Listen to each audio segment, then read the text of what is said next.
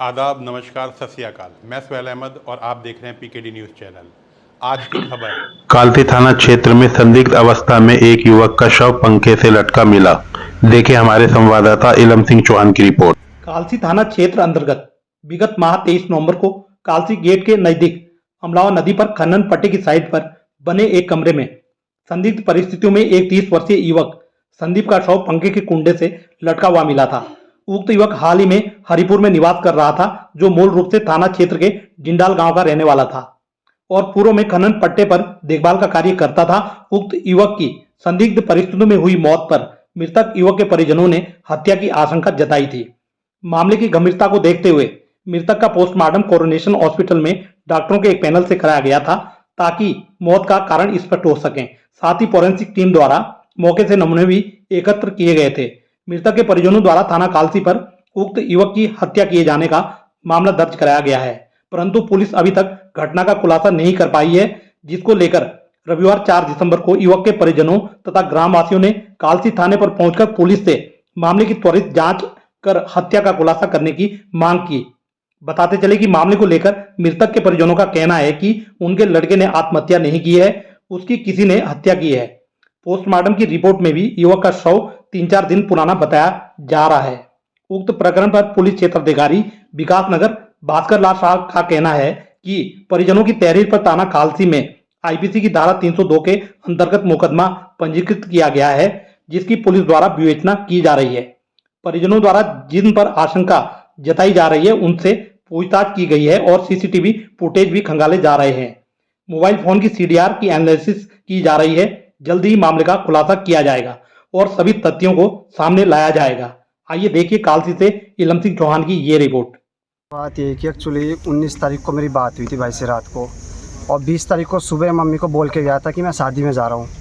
उसके बाद 20 तारीख को मम्मी ने बोला कि भैया जब शाम को आओगे, मतलब नहीं आओगे तो फ़ोन करना मुझे। तो मम्मी को कोई फ़ोन नहीं किया उन्होंने। फिर उन्होंने क्या बोलते, मम्मी ने ही 6 बजे फ़ोन किया संदीप भाई को, और उनका फ़ोन ऑफ आ रहा था। और उसी दिन से ही ये गायब, ना तो उस दिन से घर पे आया और ना भैया किसी को दिखाई है। किसी भी हरिपुर में ना हमको दिखा, ना हमारे घर वालों किसी को भी नहीं दिखा। हम फ़ोन पे फ़ोन कर रहे हैं, 20 तारीख से फ़ोन कर रहे हैं, देहरादून से फ़ोन कर रहे हैं, गांव से फ़ोन कर रहे हैं, हम भी फ़ोन कर रहे हैं। 20 तारीख से इसका फ़ोन ही ऑफ़ है। और 23 तारीख को ये अक्षय भट्ट जी है, इनके द्वारा हमें मालूम हुआ कि जो इनका पट्टा था, फार्म हाउस है, वहाँ पे इनकी बॉडी पंखे पे, पंखड़ी पे लटकी हुई थी और घुटनों के बल बैठा हुआ था। और हमारा तो ये कहना है कि भैया ये सुसाइड नहीं हो सकता। अगर ये सुसाइड है तो घर पे कर सकता था, बाहर टंकी है वहाँ कर सकता था। बहुत सी चीज़ें, छलांग मार दो, नदी में मार दो, कहीं भी कुछ भी, जहर पी लो, कुछ भी कर लो। मामला है ये मर्डर का।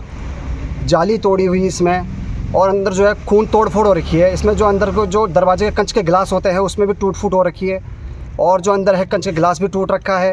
मतलब बहुत सी चीज़ें ऐसी है जो अंदर तोड़ फोड़ हो रखी है। जो कहने का मतलब मेरा ये है कि इसमें ये सुसाइड नहीं हुआ है, ये मर्डर है। हमारा ये आशंका है इसमें मर्डर है। और पोस्टमार्टम रिपोर्ट में भी यही आया है कि डेड बॉडी 2 से 4 दिन पुरानी है। और इसमें मतलब ऊपर से भी खुलासा है कि जो कमर से नीचे के जो हिस्सा है उसमें पैन है पूरे, मतलब सूजन है उसमें, सॉइलिंग है पूरे उस पर, और ठोडी, ओंठ और जो है पूरे फेस पे ब्लड है इसके लगा हुआ। और आगे से रिपोर्ट में हमने देखा तो इसमें मतलब निशान, मतलब चेहरे पे निशान है इसके, और 2 निशान सिर्फ गले में हैं। तो डॉक्टर का कहना भी एक भैया इसमें कि मर्डर है। डॉक्टर का कहना भी यही है कि मर्डर है। पोस्टमार्टम रिपोर्ट भी हमने कल हमें मिली तो उसमें भी यही चीज़ हमने देखी, तो उसमें भी यही चीज़ लग रहा है कि मर्डर है करा हुआ। तो हम इस पुलिस प्रशासन से ये चीज़ चाहते हैं भैया जल्द से जल्द खुलासा हो। ये भैया 2 से 4 दिन मतलब करके टालने वाली बातें ना हो, क्योंकि पहले इन्होंने बोला कि 1 घंटे के अंदर खुलासा करके दे रहे हैं, उसके बाद ये बोल रहे 2 से 3 दिन। तो भैया 2 से 3 दिन भी आज हो गए, हम तीसरे दिन में आए हैं। आज पूरे गाँव के सब लोग आ रखे हैं, बल्कि और भी लोग आने हैं। तो इसमें अभी तक कोई मतलब खुलासा नहीं हो पा रहा है। तो साहब जी बोल ही रहे हैं, अभी भी आपने देखा होगा, साहब जी बोल रहे हैं कि ये 2 से 4 दिन 5 दिन हमें और टाइम चाहिए। तो भैया हम भी यही चाहते हैं, जो मेरे भाई के साथ हुआ है, भैया मेरा भाई तो कभी आएगा नहीं वापसी। तो मतलब ऐसा काम कभी और पूरे हरिपुर मोहल्ला है, मतलब किसी के साथ भी ऐसा काम ना हो। मेरा कहने का मतलब ये है कि किसी भी भाई बंदे के साथ ऐसा काम, हमारे हरिपुर में पहला मर्डर ऐसा हुआ है, पहला मर्डर हुआ है। फिर सुसाइड केस आए हैं पर मर्डर पहला, और थाना क्षेत्र कालसी के अंदर कुछ 2 किलोमीटर 3 किलोमीटर के दायरे में है जहाँ पे ये सुसाइड, ये जो मर्डर हुआ है ये 3 किलोमीटर के दायरे में होगा।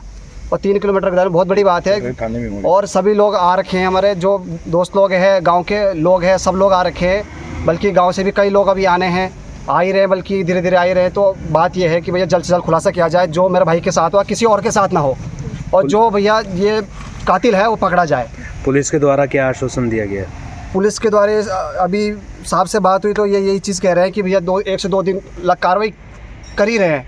जो एसएसओ टीम है वो भी लगी रखी है और आ भी रही है, कर भी रहे हैं। अभी बात भी जिसके द्वारा हुई सीओ साहब से ही बात हुई तो वो ये चीज़ कर रहे हैं भैया कार्रवाई चल ही रही है।